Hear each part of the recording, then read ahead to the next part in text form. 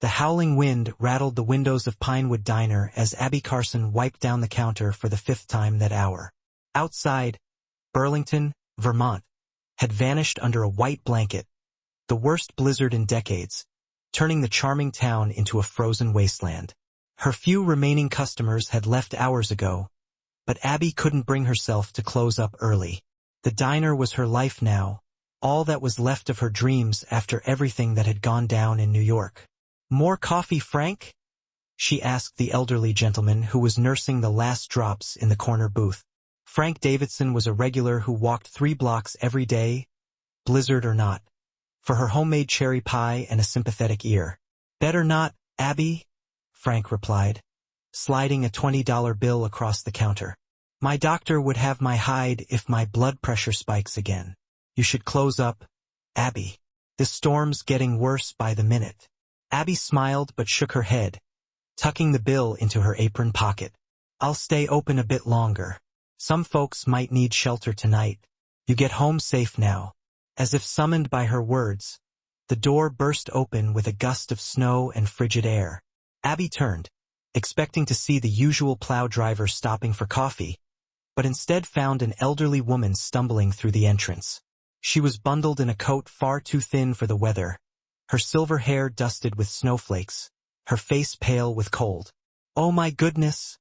Abby rushed forward, catching the woman as she swayed precariously. "Are you all right?" The woman's skin felt like ice beneath Abby's fingers, her breathing shallow and labored as she struggled to speak. I got lost," the woman murmured, her voice trembling with cold. "My taxi dropped me at the wrong address.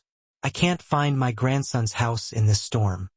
Her eyes, a striking shade of amber, darted around the empty diner in confusion. Within minutes, Abby had wrapped the woman in the emergency blanket she kept under the counter and placed a steaming mug of chamomile tea between her trembling hands. The color was slowly returning to the stranger's cheeks as she sipped gratefully. "Thank you, dear," the woman said, her accent hinting at old-world Italian. "I'm Clara Rosetta." She pronounced it with a slight roll of the R that suggested decades in America, but origins elsewhere. "Abby Carson," she replied, sliding into the booth across from her unexpected guest. "You picked a rough day to get lost in Burlington. Where were you trying to go? Maybe I can help once the roads clear a bit." Clara fumbled in her purse, producing a slip of paper with shaking fingers. "Lake Manor Estates, the North property. It belongs to my grandson." She hesitated, something flickering in her eyes before she added, "I haven't seen him in nearly 8 years. Abby's eyebrows rose involuntarily. Lake Manor Estates was the most exclusive address in Burlington, a collection of sprawling properties overlooking Lake Champlain, where the ultra-wealthy maintained discreet vacation homes. Whoever Clara's grandson was, he certainly wasn't hurting for money. "That's quite a ways from here, especially in this weather," Abby said gently, refilling Clara's tea. "The roads to that part of town will definitely be closed until tomorrow, but you're welcome to stay here as long as you need." Clara's shoulders slumped slightly, her weathered hand smoothing the paper with his address. "I should have called him first, but I wanted to surprise him. It's his birthday tomorrow." A shadow crossed her face. "He's always been so occupied with his business."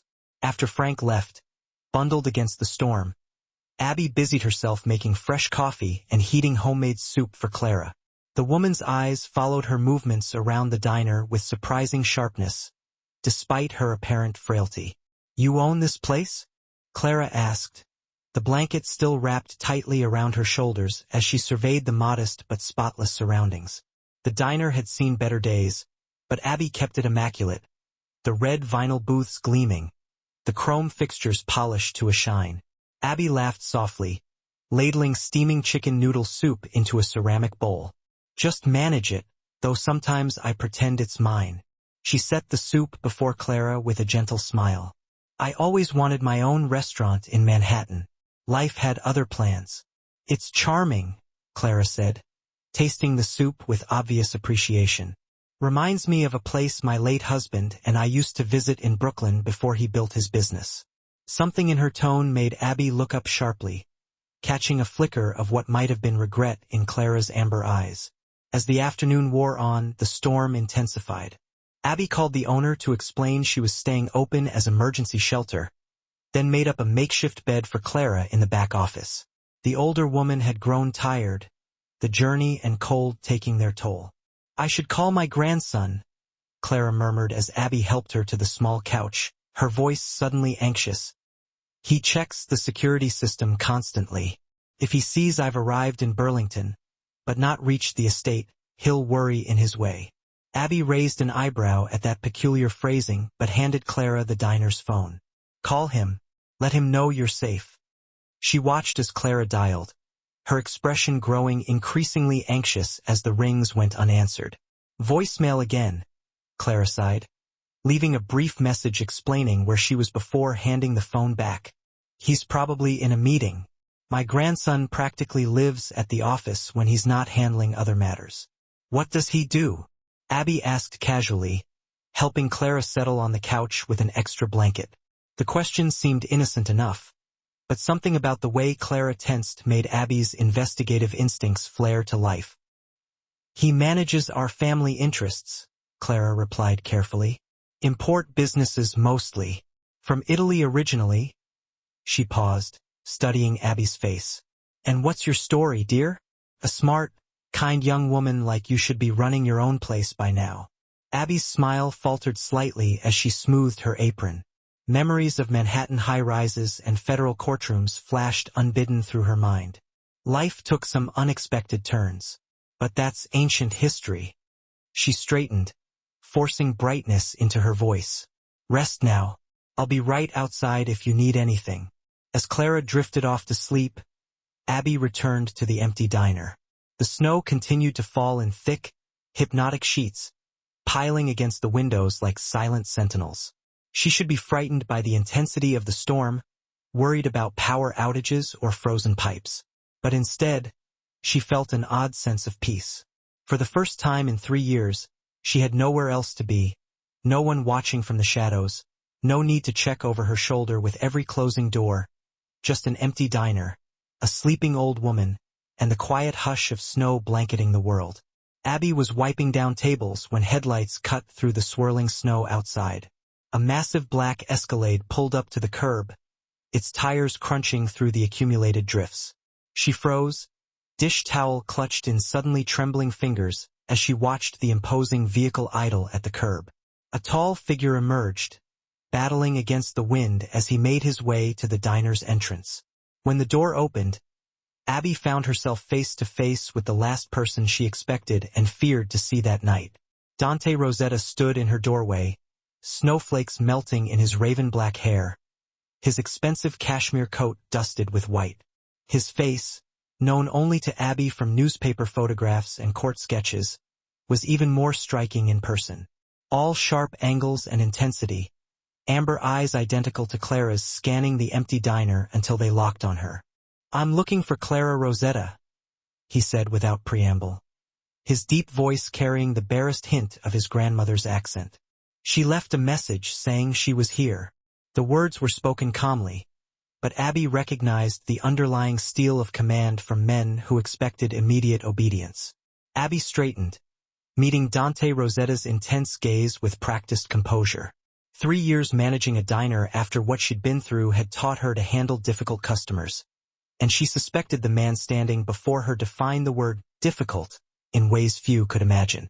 "Mr. Rosetta," she said calmly, though her heart hammered against her ribs, "your grandmother is resting in my office." She was half frozen when she arrived. Something flickered in his eyes, concerned perhaps, but it disappeared so quickly Abby wondered if she'd imagined it. "Take me to her," Dante demanded. Not a request but a command from a man accustomed to getting exactly what he wanted when he wanted it. The notorious head of the Rosetta family import business that the FBI had tried and failed to link to organized crime for over a decade. Abby crossed her arms, thankful that her trembling had subsided. She's sleeping. The cold and stress exhausted her, and at her age, rest is crucial. She held his gaze steadily, refusing to be intimidated, despite knowing exactly who he was, what he was. I didn't drive through a blizzard to be told I can't see my own grandmother, he replied, his voice remaining level, but ice creeping into his tone. His broad shoulders tensed beneath the expensive coat, his stance shifting almost imperceptibly. And I didn't risk staying open in this storm to have someone barge in and disturb an elderly woman who needs rest. Abby matched his tone exactly, tilting her chin slightly. She's safe. She's warm. She'll be thrilled to see you when she wakes. For a moment, they stood locked in silent confrontation. Abby could practically see the wheels turning behind those piercing amber eyes, likely calculating the fastest way to get what he wanted, or the cost of removing her as an obstacle.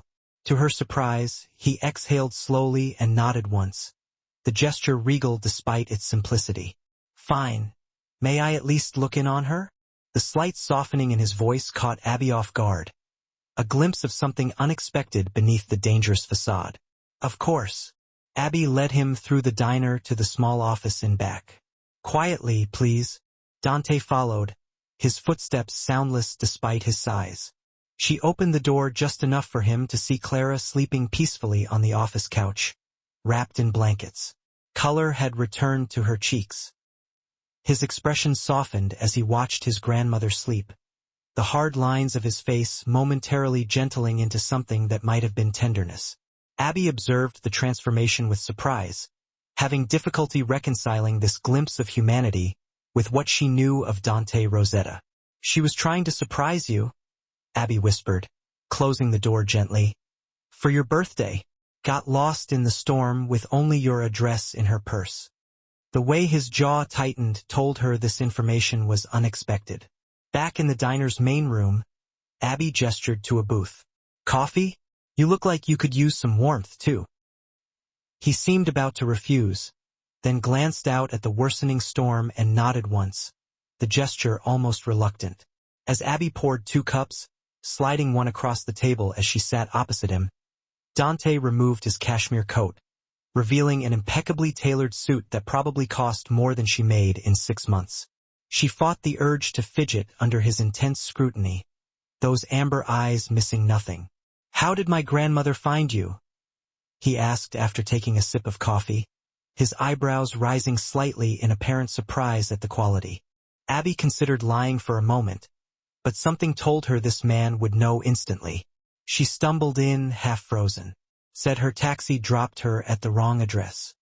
Abby wrapped her hands around her mug, seeking comfort in its warmth. She mentioned wanting to see you on your birthday to make amends for something. Dante's jaw tightened almost imperceptibly at that last word. My grandmother excels at dramatic gestures, especially when she wants something. His tone had cooled considerably, amber eyes narrowing with suspicion. Braving a blizzard at her age goes beyond dramatic, Abby observed, surprised by her own boldness. Seems more like determination, or perhaps desperation. The way his eyes snapped to hers confirmed she'd struck a nerve. You don't know anything about our situation, he said sharply, voice low but dangerous, his hand tightening around the coffee mug, knuckles whitening momentarily before he visibly forced himself to relax. Abby shrugged, refusing to be intimidated despite the warning signals flaring in her mind. True, but I know she could have died out there trying to find you. That says something significant about what you mean to her. Dante studied her with new interest, head tilting slightly as he reassessed her. Most people cowered around him, intimidated by his reputation or the power he exuded like a physical force. This diner manager spoke to him as an equal. Do you know who I am? He asked suddenly, the question carrying layers of meaning beyond the simple words. His amber eyes bored into hers, searching for signs of fear or recognition. Abby couldn't help the small, bitter smile that curved her lips as memories of a Manhattan courthouse and whispered threats flooded back. Is that the question you ask everyone you meet? For a moment, surprise flickered across his features. Then, unexpectedly, the corner of his mouth twitched upward. Only the ones who aren't properly terrified of me. The admission carried an edge of dark humor, as if they were sharing a private joke rather than acknowledging his notorious reputation. The moment was interrupted by Clara's appearance at the office doorway. Her silver hair rumpled from sleep, but her amber eyes, so like her grandson's, bright and alert. "Dante," she breathed, tears springing to her eyes. "You came." Dante was on his feet in an instant, crossing to his grandmother with fluid grace that belied his size. "Of course I came. You left me a voicemail saying you were stranded in a blizzard." His tone was measured, but Abby could hear the concern beneath it. "I wanted to surprise you for your birthday." Clara reached for his hand, her expression hopeful yet cautious. To Abby's surprise, Dante allowed the contact, though tension radiated through his powerful frame. "My birthday isn't for 2 days," he said without the coldness Abby had expected. "And you should have called first. Burlington is too dangerous right now, especially for you." The layers beneath that statement made Abby's instincts flare to life again. Clara squeezed his fingers, her eyes never leaving his face. "I know, Caro, but I thought we might need time to talk before celebrating." Something passed between them, an unspoken current of shared history that excluded Abby completely. "The roads are closed," Dante said instead of addressing his grandmother's comment. "We'll have to stay here tonight. Miss Carson has been accommodating." His gaze flickered to Abby, reassessing her yet again. Clara's face brightened immediately. "Abby is a remarkable young woman, isn't she? So capable under pressure." She patted her grandson's arm with her free hand. "Reminds me of myself at that age before I met your grandfather." Before either could respond, headlights swept across the windows as another vehicle pulled up beside Dante's Escalade. Abby moved to the window, peering through frost-rimmed glass at a sleek black sedan now idling at the curb. "Are you expecting someone?" she asked, unable to keep the edge from her voice as she turned to Dante. His expression had hardened again, all trace of warmth vanishing as he moved protectively in front of his grandmother. "My security detail," he replied tersely, hands slipping briefly inside his suit jacket in a motion Abby recognized all too well. "They should have stayed at the perimeter as instructed." His tone suggested someone would pay dearly for that disobedience. The door opened, and a lean man with cold eyes entered, snowflakes dusting his shoulders. "Boss, we have a situation." His gaze swept the diner before landing on Abby with narrow-eyed recognition that made her blood run cold. "Well, this is unexpected. You know each other?" Dante's question sliced through the sudden tension, his amber eyes darting between Abby and the newcomer. She had gone perfectly still, her face draining of color as memories surged back in a sickening wave. "Leo Santini," she whispered, the name falling from numb lips. "Former FBI special agent assigned to the Organized Crime Task Force." Her eyes never left the man's face as she added, "The agent who promised to keep me safe after I testified." Leo's expression shifted to calculated neutrality as he addressed Dante directly. "Miss Carson here used to be Abigail Reynolds, key witness in the federal case against the Bianca family 3 years ago." His cold smile never reached his eyes. "Disappeared from witness protection 2 years back." Clara gasped softly, her hand flying to her lips as she looked between Abby and her grandson. "Dante, she didn't know who we were. She was just being kind." The plea in her voice was unmistakable, but Dante's expression remained unreadable.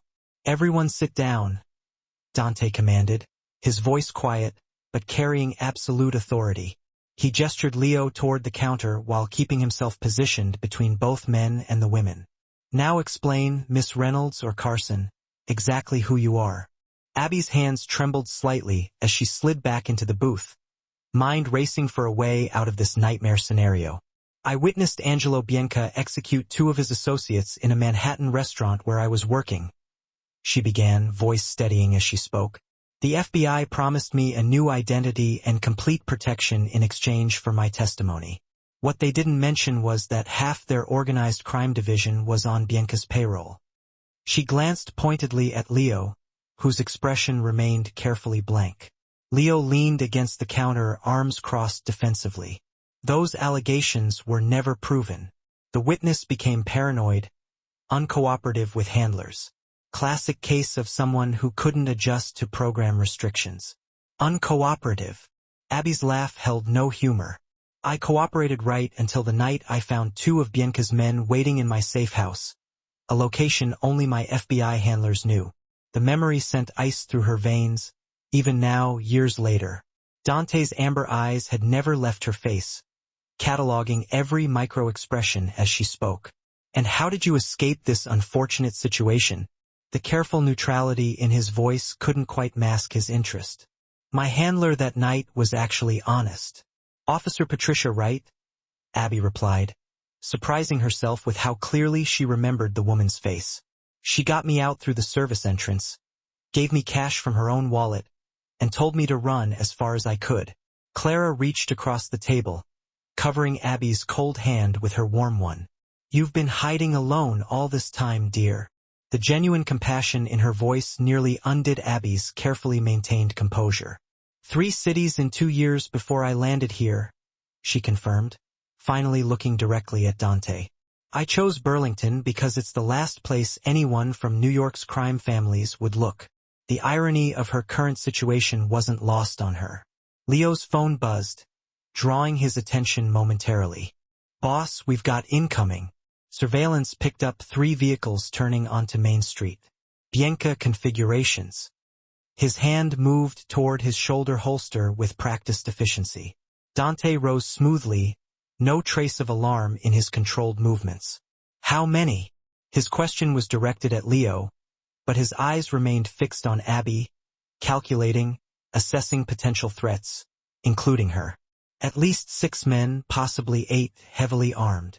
Leo moved toward the window, peering carefully through frosted glass. They're moving deliberately, checking buildings. Someone tipped them off that something valuable is here. Clara's hand tightened around Abby's, her amber eyes suddenly sharp despite her frail appearance. It's not a coincidence, Dante. Remember what I brought to show you. She reached into her pocket with her free hand, withdrawing a small USB drive. Grandma. Not now, Dante warned, his attention divided between the approaching threat and the unexpected revelations about Abby. He gestured to Leo, giving silent commands that sent the man moving efficiently toward the back of the diner. Yes, now, Clara insisted with surprising force. This contains the evidence linking the Bianca organization to the murdered federal prosecutor, the one they framed your father for 20 years ago. She pressed the drive into Abby's palm, closing her fingers around it. The pieces suddenly clicked into place with sickening clarity. You knew who I was, Abby whispered to Clara, realization dawning. You didn't get lost in the storm. You found me deliberately. The old woman's guilty expression confirmed her suspicion. Clara nodded once, squeezing Abby's hand around the drive. I needed someone the FBI and the Bianca both believed was gone. Someone with nothing left to lose who might still want justice. Her amber eyes held Abby's, pleading for understanding. Dante's expression darkened as he looked between his grandmother and Abby, understanding dawning in his amber eyes. You used her as bait, Grandma. You knew the Biancs would eventually track her down through their FBI contacts. Clara lifted her chin defiantly despite her frail appearance. I used the resources available to me, the same way your father taught you. She turned to Abby, squeezing her hand apologetically. I needed someone they would come for. And what happens to me now?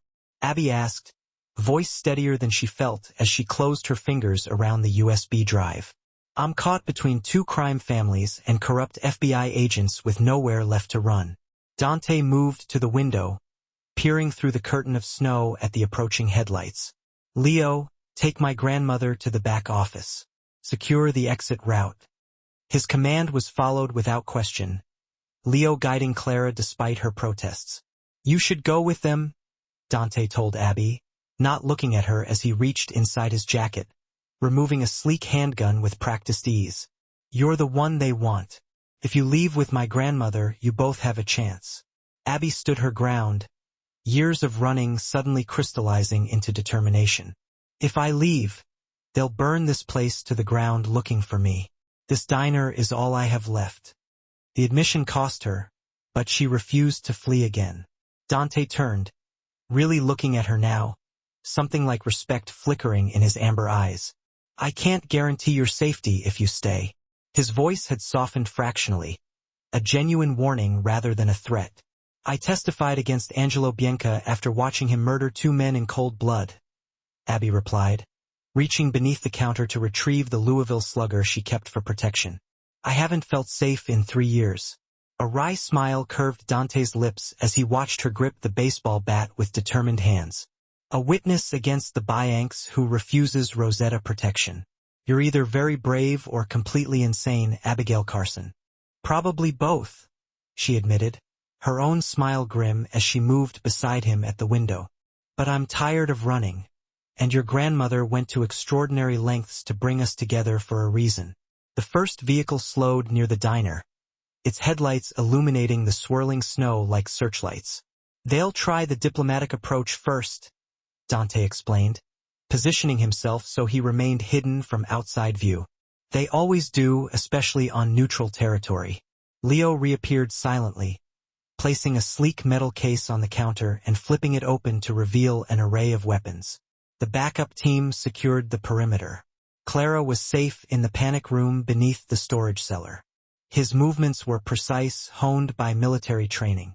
Abby stared at the arsenal, the full weight of her situation crashing down on her like an avalanche. This isn't just about me anymore, is it?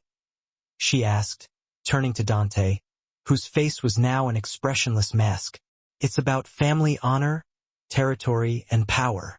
It's about justice, Dante corrected, expertly checking his weapon. Bianca destroyed my father with false evidence, corrupting the very system meant to protect people like you. His amber eyes revealed unexpected conviction beneath their coldness. Snow lashed against the windows with renewed fury, nature's percussion building toward the approaching confrontation. Abby remembered her first time testifying. Trembling, terrified, but determined to do what was right despite the consequences. Your father was innocent all along, she realized, the pieces falling into place. Clara had kept investigating while he served his sentence, gathering evidence until she found the missing link. She looked at the USB drive in her hand with a new understanding. The diner's ancient heating system groaned, protesting the coming violence, warm air battling against the winter's chill. If we survive this, Abby said quietly, I want witness protection done right this time, for both of us. The implication that their fates were now intertwined hung between them. Abby's heart pounded as she saw men emerging from the vehicles, dark figures moving with purpose through the blizzard. What do they want with me after all this time? My testimony wasn't enough to convict Angelo. It's not about your testimony anymore, Dante said grimly. It's about what's on that drive. My father discovered evidence linking the Biancs to federal prosecutor William Harding's murder 20 years ago, the crime they framed him for. Realization dawned cold and clear in Abby's mind. That's why your grandmother sought me out. She needed someone who could get this evidence to the authorities without being dismissed as just another criminal trying to take down rivals. Dante nodded once, his expression hardening as the first man reached the diner door. Someone with credibility, a known witness who disappeared rather than take bribes. His amber eyes held hers for a moment. Someone honest. The bell above the door jingled as a well-dressed man in his 50s entered, brushing snow from his shoulders with casual elegance. His smile was charming, his manner refined. Nothing about him suggested violence except the cold emptiness behind his eyes. Miss Reynolds, he greeted Abby as if they were old friends. What a pleasant surprise to find you alive after all this time, and in such interesting company. His gaze flicked to Dante, the smile never wavering. Carlo, Dante acknowledged with a slight nod. His posture relaxed but alert. This is neutral ground. I trust you remember the old agreements between our families. His tone remained conversational, but Abby heard the subtle warning beneath. Carlo spread his hands in a gesture of innocence. Merely a social call. When we heard rumors of Miss Reynolds' whereabouts, naturally, we were concerned for her well-being. His smile turned cold as winter. Witnesses who vanish often meet unfortunate ends. Abby stepped forward, finding courage she hadn't known she possessed. I've been hiding from your organization for 3 years, Mr. Bianca. I think we both know this isn't a social call. The baseball bat remained visible in her grip, a clear statement. Carlo's facade slipped momentarily, revealing the predator beneath the polished exterior. You have something that belongs to my family. A small digital item that an elderly woman might have recently given you. His eyes flicked meaningfully to her closed fist. I have no idea what you're talking about. Abby lied smoothly, years of fear crystallizing into cold resolve. I'm just a diner manager caught in a snowstorm with unexpected guests. The USB drive felt heavy in her palm, its contents suddenly burning with significance.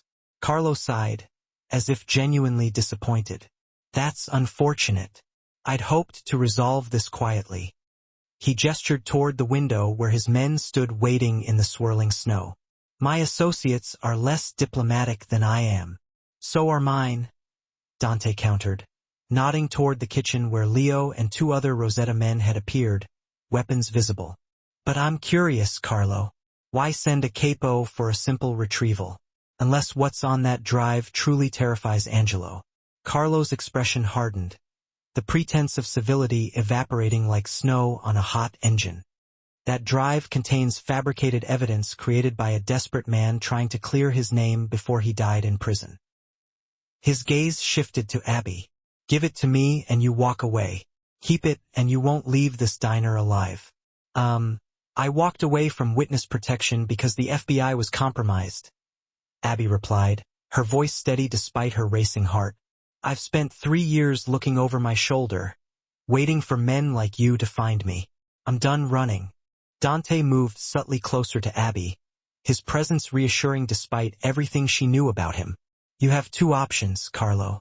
Leave now and maintain the truce, or escalate this into something neither of our organizations can afford. The tension stretched between them, Carlo's cold calculation visible as he weighed his options. You're protecting a witness against your business rivals, Dante. The commission won't look favorably on that, especially given your family's precarious standing. I'm protecting an innocent woman who sheltered my grandmother during a blizzard, Dante corrected smoothly. Family honor demands nothing less. The steel beneath his words left no room for misinterpretation. Carlo's hand moved toward his coat, but froze as Dante's weapon appeared, aimed with unwavering precision. That would be unwise, Dante advised quietly, especially since the evidence doesn't just implicate your family in Harding's murder. Understanding dawned in Carlo's eyes, followed quickly by carefully controlled fury. What are you suggesting? His voice dropped to a dangerous whisper, all pretense abandoned as he stared at Dante. Abby stepped closer to Dante, her presence signaling an allegiance that made Carlo's eyes narrow dangerously. The evidence shows a conspiracy that goes beyond family rivalries, she added, drawing strength from somewhere deep within. It names 12 federal agents who falsified reports and destroyed evidence. The diner's ancient clock ticked loudly in the silence that followed, each second pulsing with lethal possibility. Outside, Carlo's men shifted positions, their shadows dancing across the snow-frosted windows like menacing puppets awaiting command. My father died believing his name would never be cleared, Dante continued, each word as precise as a surgeon's cut. His last request was that my grandmother deliver this evidence to someone who couldn't be bought, blackmailed, or intimidated. His gaze fixed meaningfully on Abby. Carlo laughed, a hollow sound devoid of humor. And you believe this? This diner manager has the connections to make that happen? His dismissive gesture toward Abby revealed the fatal flaw in his assessment, underestimating her significance. I believe, Dante replied, his tone deceptively conversational, that Miss Reynolds' former position as assistant to federal judge Eleanor Hammond gives her precisely the connection needed. The revelation landed like a physical blow, Carlo's composure slipping further. Abby kept her expression neutral despite her shock at Dante's knowledge of her past life, details she'd never shared with anyone in Burlington. The chess pieces were moving now, each player revealing strategies long held in reserve for this exact moment. Dante's smile was cold as the blizzard outside. The same evidence that exonerates my father also reveals which FBI agents helped cover up the murder, including the current director of the Organized Crime Division, Your cousin by marriage, if I'm not mistaken. Carlo departed 20 minutes later, his elegant facade cracked by barely controlled rage. The fragile peace between families would hold for now, but Abby had no illusions about her safety. Once word reached Angelo Bianca about the evidence, nowhere would be safe. You need to leave Burlington immediately, Dante told her as he watched Carlo's vehicles disappear into the snowstorm. They'll be back with more men once they regroup. His expression was grim as he turned to face her. And go where?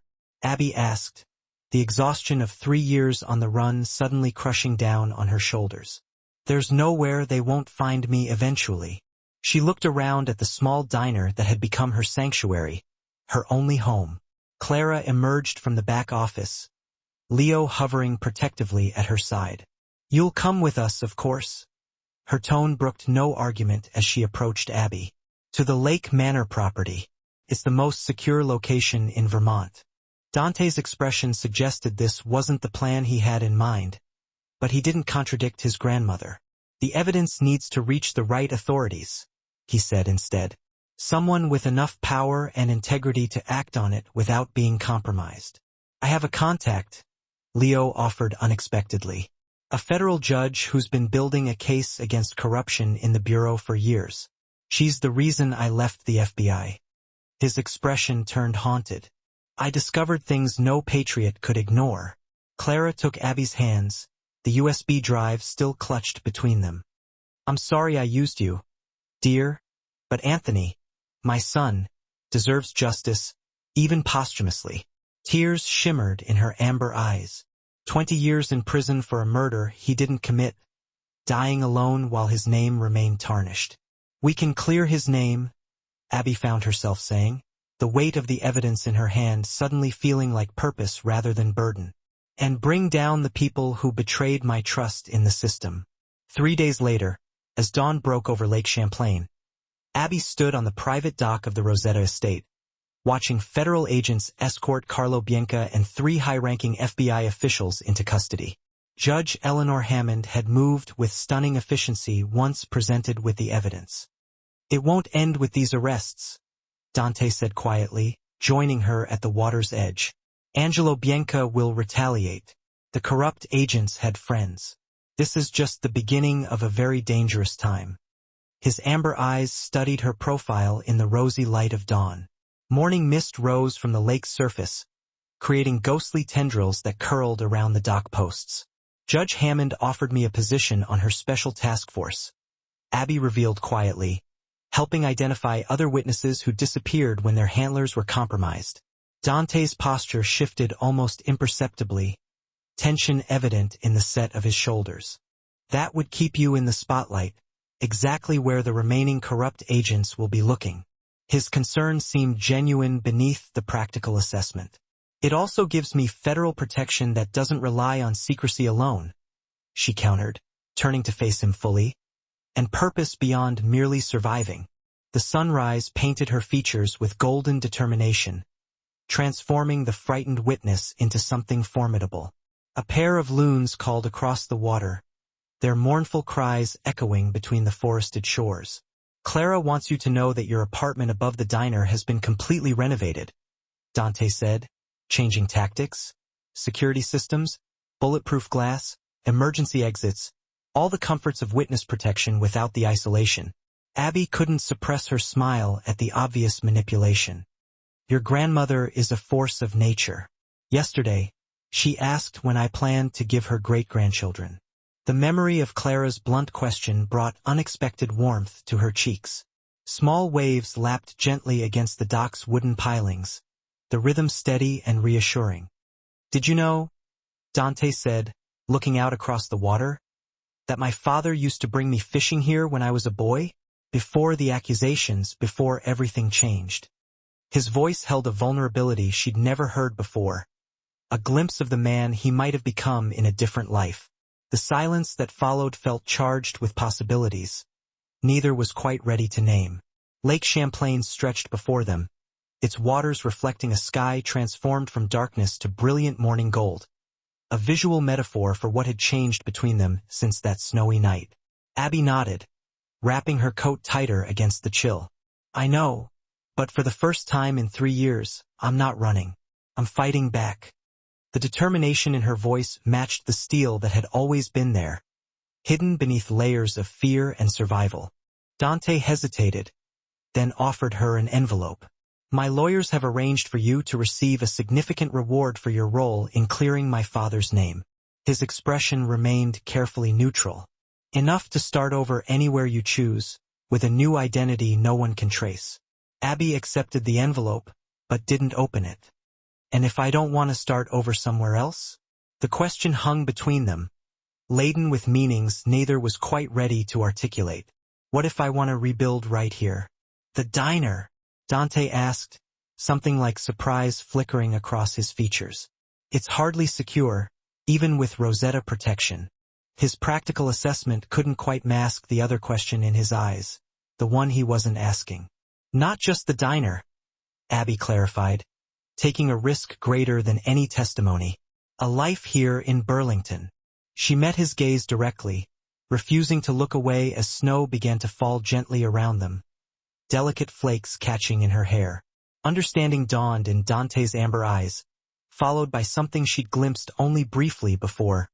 Warmth, genuine and unguarded. That could be complicated. His voice had softened, the hardened crime boss momentarily giving way to the man beneath. Life is complicated, Abby countered, a smile tugging at her lips despite everything. I testified against a Mafia family, went into witness protection, escaped corrupt handlers, and hid for 3 years only to be found during a blizzard by the grandmother of another crime family's leader. Complicated seems to be my specialty. Dante laughed then, the sound startling in its genuine delight. When you put it that way. He stepped closer, his hand finding hers with unexpected gentleness. Clara was right about you. You remind me of her in her younger days. Unstoppable when you've made up your mind. 6 months later, the former Pinewood Diner reopened as Rosetta's, a stylish cafe that quickly became Burlington's most popular gathering spot. Rumors about its ownership circulated persistently. The beautiful former witness who ran it, the notorious businessman who visited daily, and the elegant elderly Italian woman who held court at the corner table. You've transformed this place, Dante observed, watching Abby move confidently among the tables. The cafe buzzed with life, warm light glowing against the deepening twilight outside. The winter snow had long since melted, giving way to Vermont's lush summer greenery. Abby smiled as she slid into the booth across from him, her hand finding his with practiced ease. We transformed it, she corrected. You, me, Clara, even Leo, with his suspicious glowering from the corner booth. She nodded toward the former agent who now headed Dante's security detail. Clara joined them, settling beside her grandson with a contented sigh. Have you told her yet?